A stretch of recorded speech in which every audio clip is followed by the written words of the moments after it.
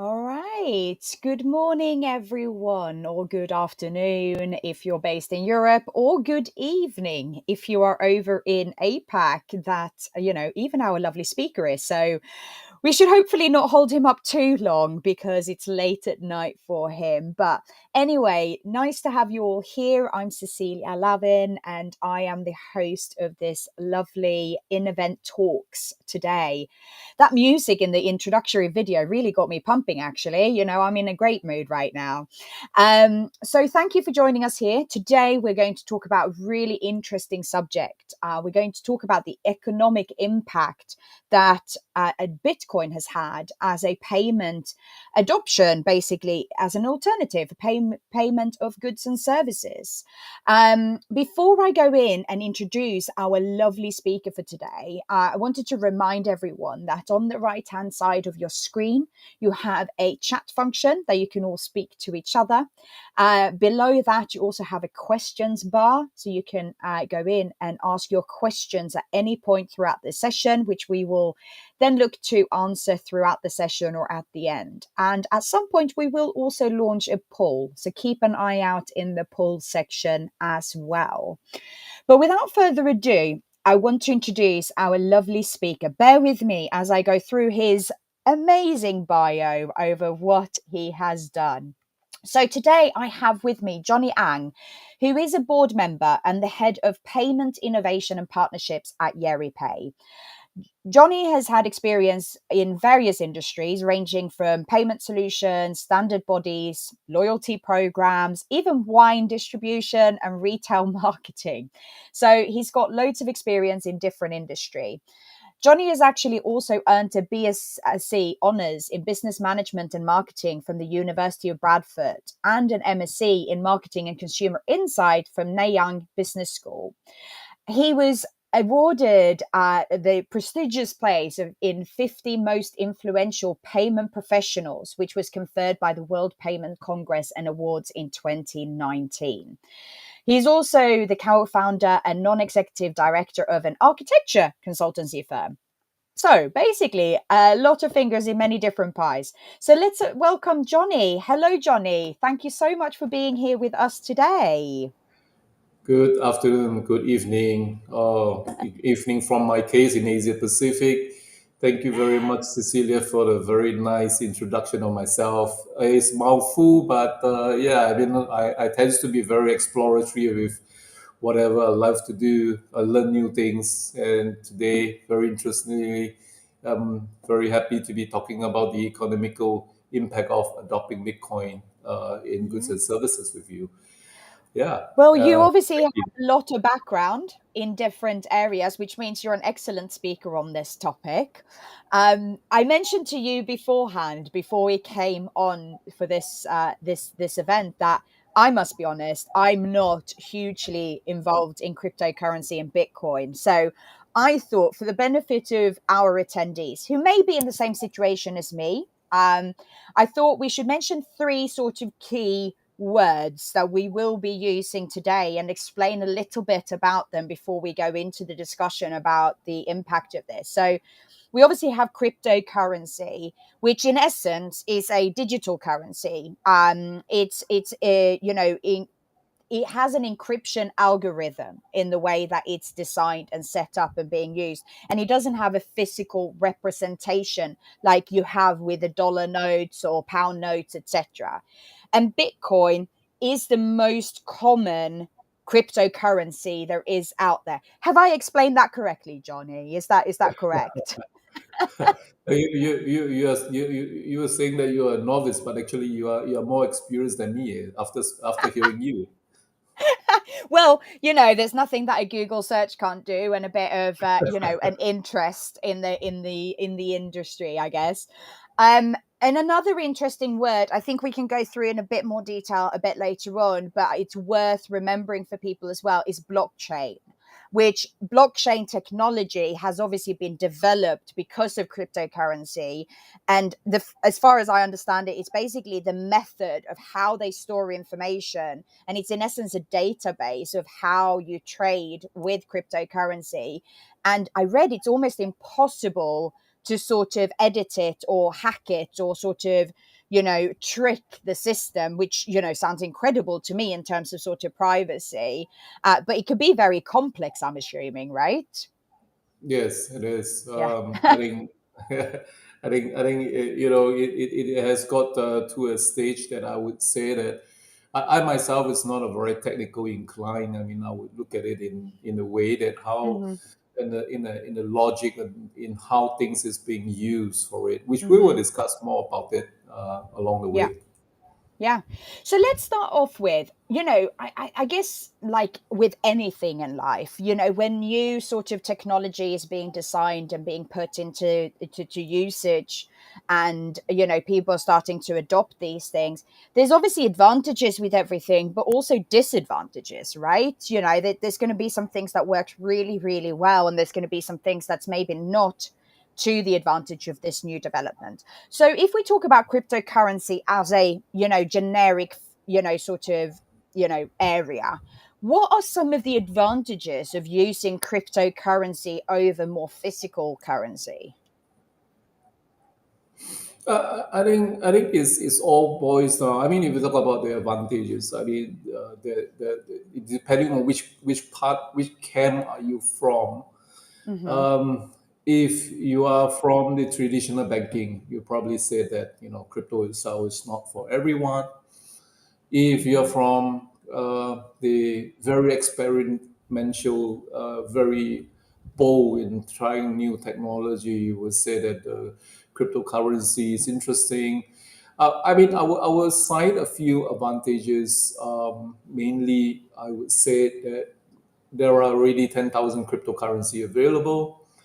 The Wow. dynamic of the supply and demand can provide quite large profit. I mean, it's a high Mm-hmm. risk to a certain extent. As you know, for a couple of months, I've been monitoring about the different coins like Ethereum and Bitcoin. Mm-hmm. It fluctuate a lot. So it could be like last year I basically offloaded some of my Ethereum at a high when it was 4,000. I hold it for about 6 years. At the time, I got lost money in it. So Mm-hmm. it's not for the faint-hearted, but it is an advantage in a way that you get to get good returns Mm-hmm. if you get you catch the right wave itself Yeah. and That, yeah. security basically. Um, Sorry, go on, so Johnny. security itself, I mean, sure. So security itself it is said to be impossible to remove an entity from the blockchain. Mm-hmm. But there are also studies that says that there is a possibility, but again, you need a lot of securities. It's a lot of time. It's about the individual Mm-hmm. unfamiliar about how to secure their coins or their cryptocurrencies, Mm-hmm. and that it resulted to losing it. I mean, a lot Mm. of time is the individual ignorant or individual being greedy, thinking that, oh, if I were to pledge certain of my coins, I will get some certain coins back in maybe 5%, 10%. So it's like staking, so there are also people doing staking right now. Mm. So, because So sorry, you available, mentioned something around the yeah, security aspects. And one of the things I found interesting is we yeah. talked about this blockchain being really secure, really hard to sort of access. And people obviously keep their cryptocurrency in digital wallets. And if they lose access to that, I read somewhere, and this might be wrong, it's then really hard to get that back in your control, right? Is that one of the sort of problems in terms of, the high risk around it? Well, I mean, it is definitely for whether is it for crypto or non-crypto, it's the same as, if you were to be given a credit card and you buy things online and you go to a not trusted site and you start buying Mm, something mhm, and you lose it. So, I mean, again, it's a matter of transferring your uh, currency to somewhere. I mean, if mm, it is not a trusted middleware, or middleman, I mean, it Mm, still you still get lost. I mean, when we talk about being compromised, being hacking, it's a lot of time. It's all about the individual who is holding it. mhm, It's the responsibility of the individual itself to make sure they are very clear in terms of how they store their currency, how where they store it, and more importantly, they must mhm, remember. I mean, if they forgot about it, then you basically lose it. Right? It's just like you mhm, lose, you left 10 pound on the table. I mhm, mean, you left it there. You left it there. No one is going to know mm. it's yours. Absolutely. And one of the other advantages though, right, about cryptocurrency is that it's available 24/7, right? And I'm assuming as well it's eliminating some of these things around exchange rates using different banks and things like that. Is that seen as sort of one of the biggest selling points around cryptocurrency? Well, I mean, it's pretty much for people who thinks that they want to be able to do trading at anytime, anywhere, Mhm. um, whether they are in Europe, whether they are in Asia, they have access to it. I think Mhm. this is one thing good about cryptocurrency, meaning that you have control over it. Mhm. Unlike if talk about stocks and shares exchange, like the Nasdaq. I mean, you only be able to trade during the business hour, and you have no. It's very difficult for you to react if there is a Mhm. situation like, for example, the recent war. So if it's a war, Mhm. the next thing you know that on Monday Mhm. the market is going to crash, but you are unable to get out of it on timely. Mhm. But whereas if you talk about cryptocurrency, you have the free, so long as you have internet access, you have a Mhm. laptop, you can just access it whether you want to buy or you want to sell. Mm. And in terms of that then, so what how has the adaptation looked like? Sort of Bitcoin, I'm assuming I don't know the full history, but it's been around for quite a long time. I have several friends who's invested in it, since the ups and since the downs, and all of it throughout the cycle. But how has it been adopted into the day-to-day usage of currency? What's happened with that? I think cryptocurrency is getting popular in many countries and is more known to many people compared to a couple of years ago. I mean, if you look at the Bitcoin supply, it's 21 million with more than 19 million in circulation. And what does that mean to retail owner? In Singapore, at one point, we are allowed to buy and withdraw Bitcoins in the ATM machine. But the MAS, especially in the regulation in Singapore, felt that retail investors are not ready to invest in such alternative investment instrument. A lot of exchanges like the value added services companies that does exchanges were very concerned when MAS, which is our Singapore authority for monitoring, said that they are not supposed to advertise it very openly. With the recent crypto, I would say a very interesting period when we look at crypto today with the fluctuation, with a lot of exchanges are not allowing consumer to do withdrawal. That I would say had come to a point that retail investors have to be careful in terms of how they use it, whether how retail is using it to be accepted as a mainstream to switch over from a fiat to a crypto. I would say it is still very early. There is still a lot of opportunity, but I would see that the retailer are still doing a wait and see.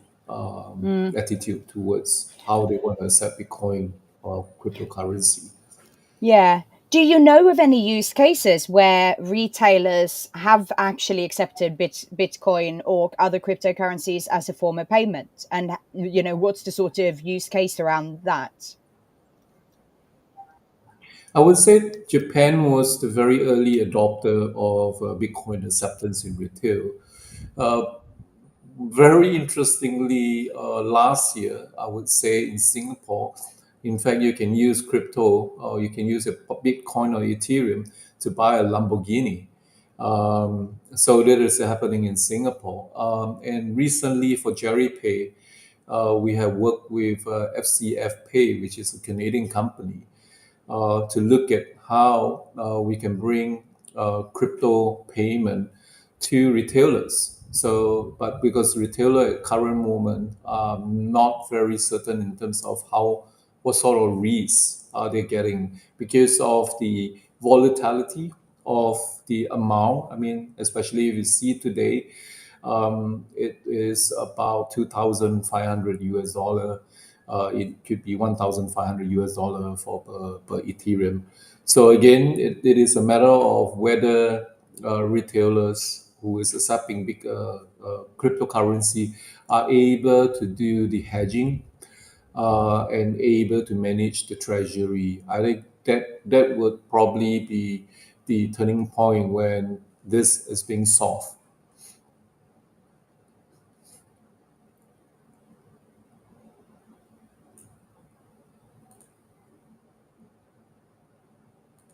It's being managed by, the sort of the economy and, sort of up ups and downs, whilst with cryptocurrency it's not impacted by that. It's a completely standalone currency to some extent.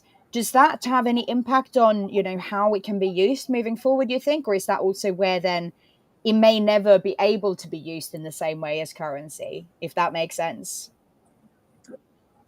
I think you brought out a very good point. I mean, we yet to see, but more countries are opening to accept Mm, and adopt one way or another. But policy will determine future direction. mm, I mean, cryptocurrency currently continue to be increasingly becoming a mainstream, or recently in the US they call it is an investment asset, mhm, or the technological infrastructure and the social experiment in a mhm, non-state based infrastructure. I mean, it sounds sort of a very very big word. I would say the cryptocurrency continue to be moving into the mainstream, but with as I mentioned and cited earlier on, retail is the question whether is it retailer like you and me are ready to invest in crypto. Are we well informed?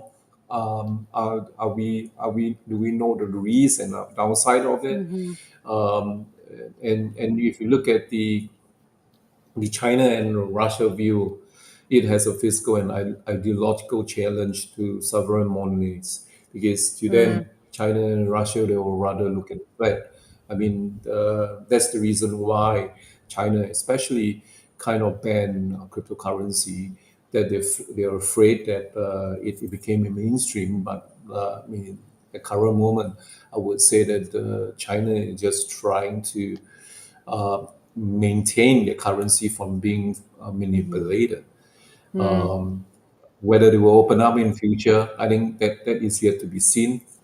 But I would see that the growth of it, especially in 2022, may be a defining year for both crypto industry and those competing to either ban or welcome it. You will see a mm, very diverse group of countries that will do either they ban it or they welcome it.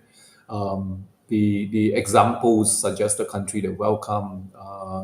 We, will have a lot of innovation, investment, jobs mhm, uh, opening it up when they start embracing it. It's just like in Singapore. I mean, we are embracing it. If you look at it, we have blockchain event, we have crypto mhm, events, So there is a lot of opportunity that is Amazing. opening it up. There's a bit of a controversial question, and it's leading on to the poll here as well.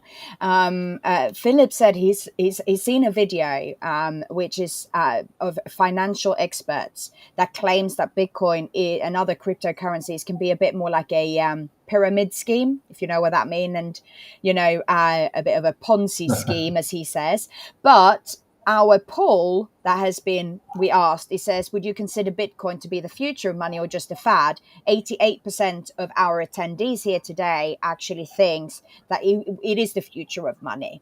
What is your personal opinion? What is it a fad? Is it a bit hyped up, or do you actually see this being a real sort of the future of money, basically? I would not say that it is replacing traditional money that we have.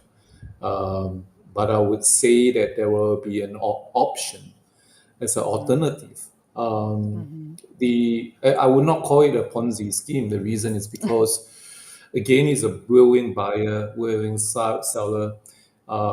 It's like a store value, you know. So if Mm-hmm. you think that this is a value that you want to keep, and you hope that you will appreciate in times to come. I mean, as I mentioned just now earlier on, Bitcoin circulation there is only 19 million. So again, if you in later stage, if you want to buy Bitcoin, I mean, it is always a closed loop of people. But it doesn't mean that it's a Ponzi, because when it's not a Yeah. Ponzi, there is always layers and a number of people involved. Um, my question will probably be: is it a hype that for new attention? Yeah. Well, paying for things in the cryptocurrency doesn't mean make sense for most people right now. A Mm-hmm. retailer accepting payment might change that landscape in the future. Um, we are likely still a long way off, but it is going to be a smart financial decision to spend Bitcoin on goods and services in Mm-hmm. future. But if you buy today, if, let's say if it's $20,000, Mm-hmm. and maybe in 10 years down the road, it was $200,000. But don't quote me and unquote me, because it is again. Of I course. hope that it goes 200,000 when I win 20,000. Mm. So it's better than putting the money into the bank. Um, Mm-hmm. so this I would say that it's here to stay. Yeah. Okay. That's a very good answer. I think, as you said, I'm no expert in this, but to replace our current money will, I think, be a very, very difficult thing. That's been around for a long time, but to provide an alternative, I think is a very interesting way to go. We've got loads of interesting questions, actually, so I want to jump straight into them. And just a reminder for all the attendees: if you go on the right hand side of your screen, on the second tab down, that is your box to ask any questions for Johnny. So the next question we've got is related to NFTs. And I'm not going to lie, I actually had to just quickly Google NFTs. Could you maybe, first of all, just explain what an NFT is, so people who may not understand an NFT will understand this as part of this? I would say that I bought two dogs or pups using NFT. Mm-hmm. So basically, in a very nutshell, I have I have the only one that own that pup with that design, Uh, and it belongs to me. So it's basically buying an art. I mean, it is tracked in a way that I own that particular IP mm-hmm. for that art that I bought. I Okay. mean, so that is an NFT in a Okay. nutshell, without going into Yeah. technical detail. Of course. So no one can actually duplicate it for another same, exactly the same. So it is being mean Mm-hmm. specially for me, because I paid for it. Okay. But then again, where how much can I sell it now? It's again is whether I have to hold it another 6 years, 8 years, maybe I can make money out of it. But today is just not worth much of it. Yeah. Okay. So how does that come into place with crypto then? I think is crypto is just a form of a cryptocurrency to pay for your NFT.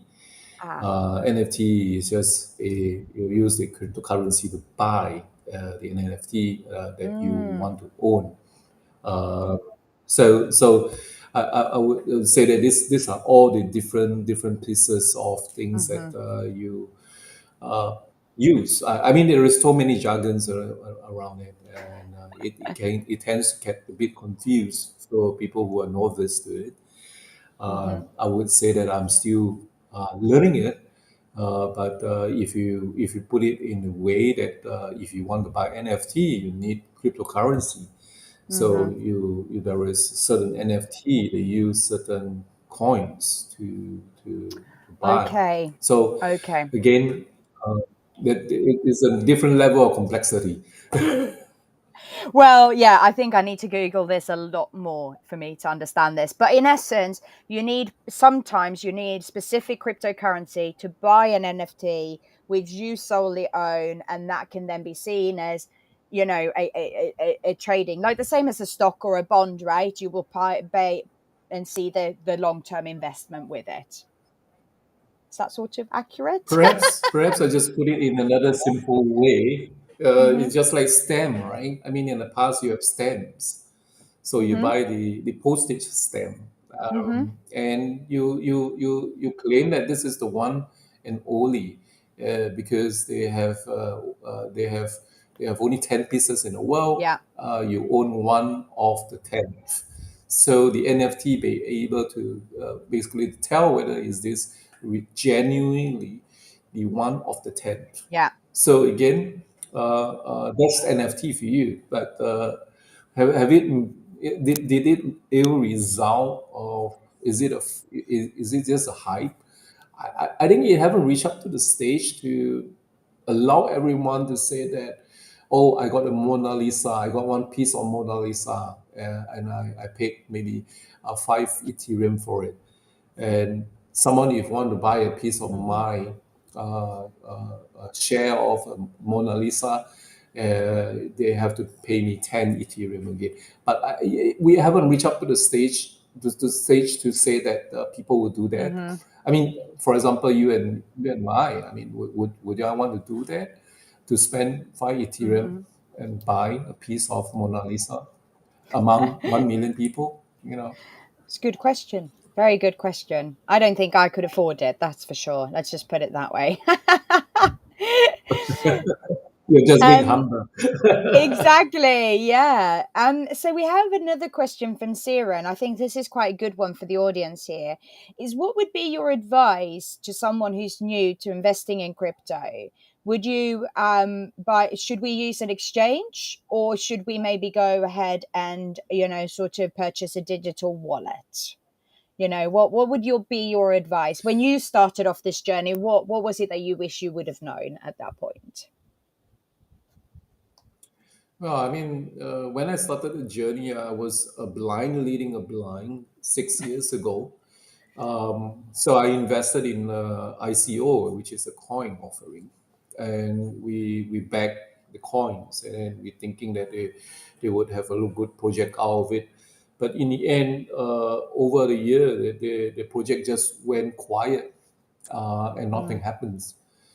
So I mean, my advice for anyone who wants to have a taste on whether it's NFT or whether investing in the cryptocurrency, I then go for a reputable exchange, in like Binance, Crypto.com.